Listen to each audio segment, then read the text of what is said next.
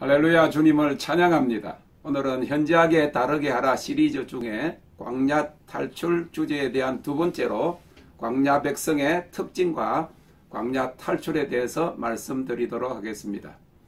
첫 번째로 광야 백성의 특징 중 하나는 끊임없이 뒤를 돌아보는 것입니다. 이스라엘 백성들은 그들이 그렇게도 갈망하고 부르짖었던 애굽의 종노릇에서 해방을 받아 홍해를 건너는 민족적 세대를 경험하였습니다.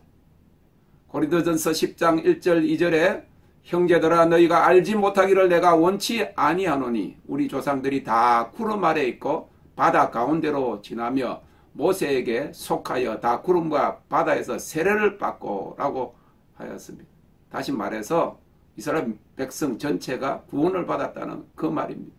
그들은 하나님의 명령을 지켜 행하며 자신들을 낮추는 겸손과 순종의 훈련을 거쳐서 광야를 벗어나 약속의 가나안 땅으로 들어가게 되어 있었습니다. 신명기 8장 1절 2절의 말씀입니다.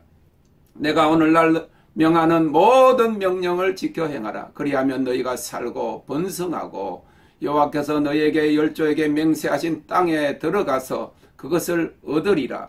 내 하나님 여호와께서 이 40년 동안에 너로 광야의 길을 걷게 하신 것을 기억하라. 이는 너를 낮추시며 너를 시험하사 내 마음이 어떠한지 그 명령을 지키는지 아니 지키는지 알려 하심이라. 그러나 그들은 가나안 땅을 바라보아야 함에도 반대로 힘들 때마다 애굽으로 돌아가자 하고 모세와 하나님을 원망하였습니다. 민수기 14장 2절 3절에 이스라엘 자손이 다 모세와 아론을 원망하며 온 회중이 그들에게 이르되 우리가 애굽 땅에서 죽었거나 이 광야에서 죽었다면 좋았을 것을 어찌하여 여호와가 우리를 그 땅으로 인도하여 칼에 망하게 하려 하는고 우리 처자가 사로잡히리니 애굽으로 돌아가는 것이 낫지 아니하랴 하였습니다. 이와 같이 옛날을 그리워하고 지금 생활에 감사가 없고 불평, 불만과 걱정과 근심이 떠나지 않는 것이 광야 백성의 건성입니다. 이스라엘 백성들은 조금만 어려움이 닥쳐도 자기들을 이곳에서 죽게 한다고 원망하면서 돌아가자고 했습니다. 미래를 바라보고 하나님을 신뢰하여 선포하지 않으면 광야에서 죽게 됩니다. 광야 백성의 특징 중 하나는 무엇을 끝까지 견디지 못한다는 것입니다. 애굽은 육을 상징하고 세상을 상징하는 것입니다. 그러므로 이는 죄의 근성이 죽지 않은 것을 보여줍니다. 아직도 육이 죽지 않아서 죄 짓는 삶을 더 좋아하고 있는 것입니다. 두 마음을 품는 것입니다. 그래서 광야 생활, 그 신앙생활 속에서 믿는 자들이 어려우면 죄에 집착함을 말합니다. 하나님께서 아브라함에게 창세기 12장 1절에서 너는 너의 본토 친척 아비집을 떠나 내가 내게 지시하는 땅으로 가라고 하셨습니다. 주님은 누가복음 9장 62절에서 손에 쟁기를 잡고 뒤를 돌아보는 자는 하나님의 나라에 합당치 아니하리라고 하셨습니다. 마태복음 16장 24절에는 아무든지 나를 따라오려거든 자기를 부인하고 자기 십자가를 지고 나를 쫓을 것이니라고 하셨습니다. 바울 사도도 빌립보서 3장 13절 14절에서 오직 한 일 곧 적 뒤에 있는 것은 잊어버리고 앞에 있는 것을 잡으려고 표대를 향하여 그리스도 예수 안에서 하나님이 위에서 부르신 부름의 상을 위하여 쫓아가노라고 하였습니다. 롯의 뒤돌아보다가 소금기둥이 되었습니다. 뒤를 돌아보는 것은 세상의 미련을 버리지 못하는 것을 보여주고 있습니다. 애굽으로 돌아가고자 하는 것은 죄 짓는 삶을 그리워하는 것이고 세상적 쾌락에 대한 집착을 말하는 것입니다.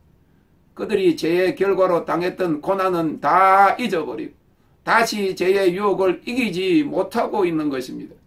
신앙생활 중에 어려운 일이 닥치면 죄 짓는 것을 통해서 위안을 얻는 육에 속한 사람들의 특징이 끊임없이 뒤를 돌아보는 것입니다. 광야 백성의 특징 두 번째는 현재의 어려움의 의미를 알지 못하고 끊임없이 불평하는 것입니다. 약속으로 가는 여정 가운데 닥치는 고난에는 의미가 있습니다. 그것은 자신을 낮추게 함입니다. 인간의 뜻을 꺾게 하시는 목적이 있습니다. 종의 근성을 뽑아버리려 하고 멍에를 매게 하고 자갈을 물리게 하는 과정입니다. 이를 말을 훈련시키기 위해서 고삐에 메어두는 것과 같습니다. 자아를 굴복시키는 과정입니다. 이 고난과 훈련의 의미를 알고 감사하지 못한 채 이스라엘 백성들은 끊임없이 불평하고 하나님을 원망하였던 것입니다. 원망은 낙심의 결과입니다. 자기 뜻을 복종시키려 하는 과정 가운데 순복하지 아니하고 자기 뜻대로 안 된다고 반항하고 원망한 결과 이스라엘 백성들은 광야를 벗어나지 못하고 멸망한 것입니다. 광야를 벗어나려면 불평을 멈추어야 합니다. 죽으면 사는 법을 배워야 합니다. 바울사도는 로마서 8장 18절에서 생각건대 현재의 고난은 장차 우리에게 나타날 영광과 좋게 비교할 수 없도다 라고 했습니다. 주님께서는 나의 원대로 마옵시고 아버지의 원대로 하옵소서 라고 기도하심으로 하나님께 순종하셨습니다. 한 번씩 우리는 내 원대로 하겠다. 내 기도의 제목을 다 내려놓고 나의 원대로 하지 마옵소서. 내 뜻은 파괴되게 하시옵소서. 주님의 뜻을 보여주시옵소서 기도해야 할 그런 이유가 있습니다. 광야는 현재의 삶에 만족이 없으나 오직 주님으로만 만족함을 배우는 장소입니다. 현재의 상황 속에서 하나님의 뜻을 발견하고 앞으로의 유익을 위한 과정임을 알고 감사해야 할 장소인 것입니다.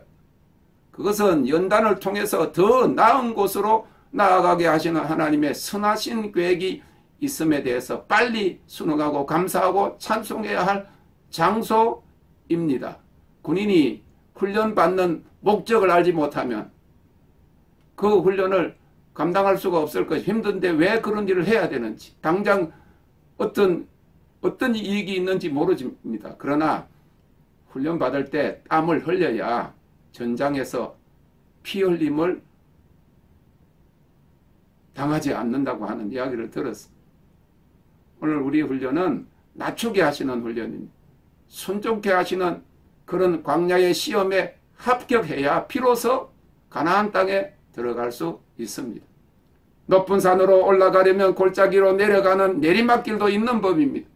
이는 더 높은 산으로 올라가는 과정임을 알 때 불평이 멈춥니다.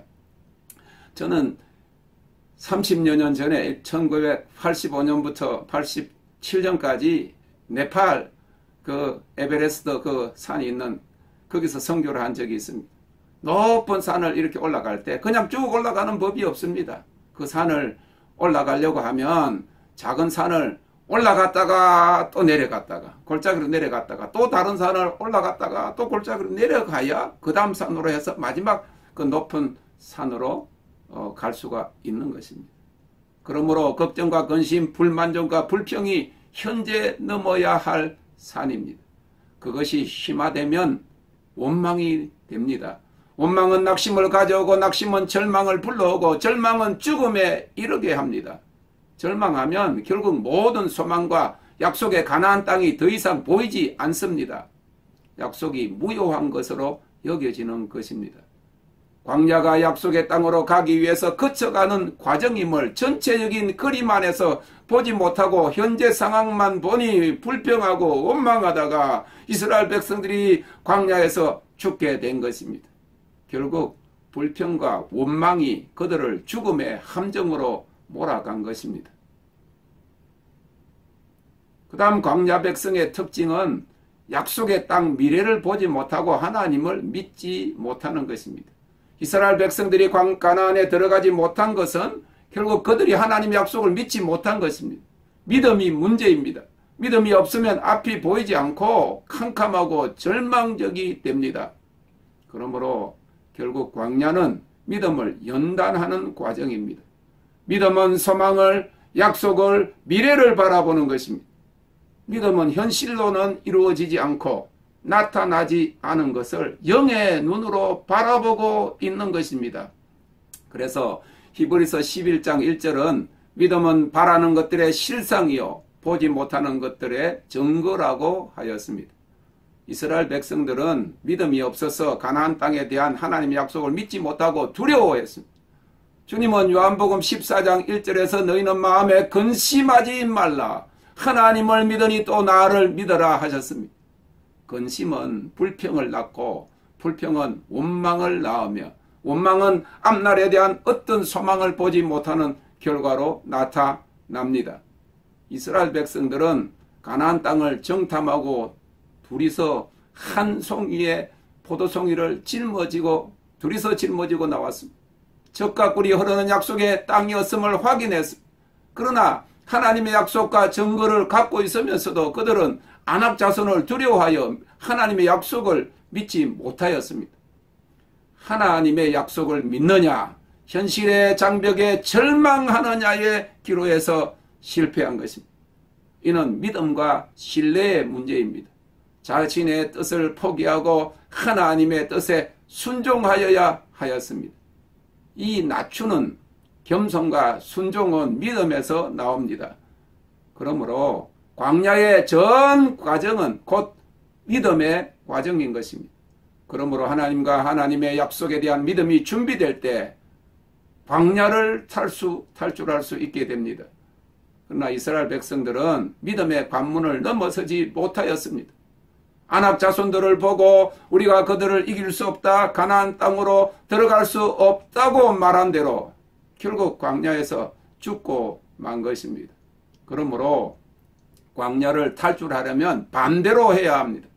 첫째, 뒤를 돌아보지 말고 앞의 것을 바라보아야 합니다.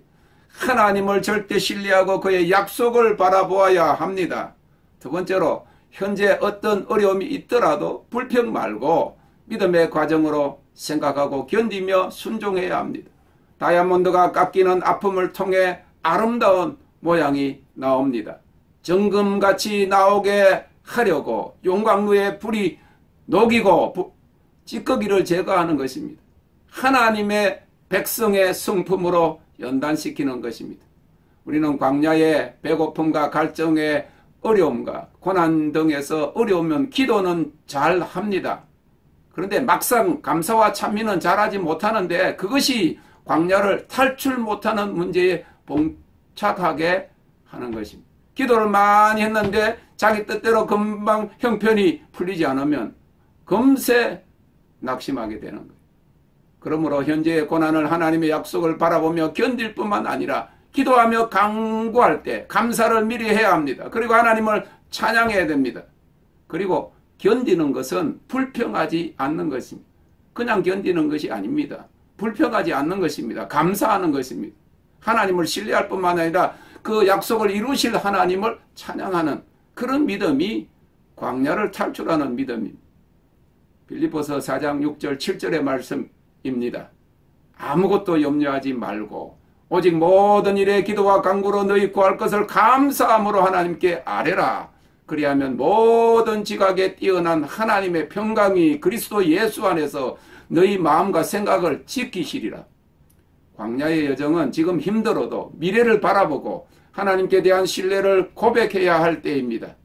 믿음과 신뢰를 가지고 감사하고 그 믿음을 선포할 때 확신에 이르게 됩니다.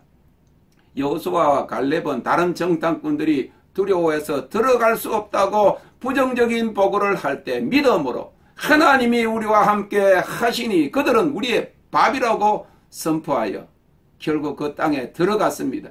믿음의 긍정적인 선포가 가나안 땅에 들어간 백성들의 특징인 것입니다. 그러므로 광야를 탈출하려면 뒤를 돌아보지 말고 미래를 보아야 합니다. 소망을 가져야 합니다. 믿음으로 현재에 감사하고 신뢰를 가지고 선포해야 됩니다. 미래에 대한 소망의 확신을 가지고 행동에 옮겨야 합니다. 또한 겸손과 순종으로 하나님의 명령을 지켜 행하고 그의 약속에 대한 믿음, 감사, 신뢰, 선포와 확신, 행동이 광야를 탈출해 가나안 축복의 땅으로 들어가는 비결입니다. 믿음과 신뢰와 약속을 바라보는 소망과 그 믿음을 행동으로 옮김으로 이제 광야를 탈출하여 생명과 평안의 약속의 가나안 땅에 들어가는 성도들이 되시기를 주님의 이름으로 축원합니다. Thank you, Lord. 감사합니다.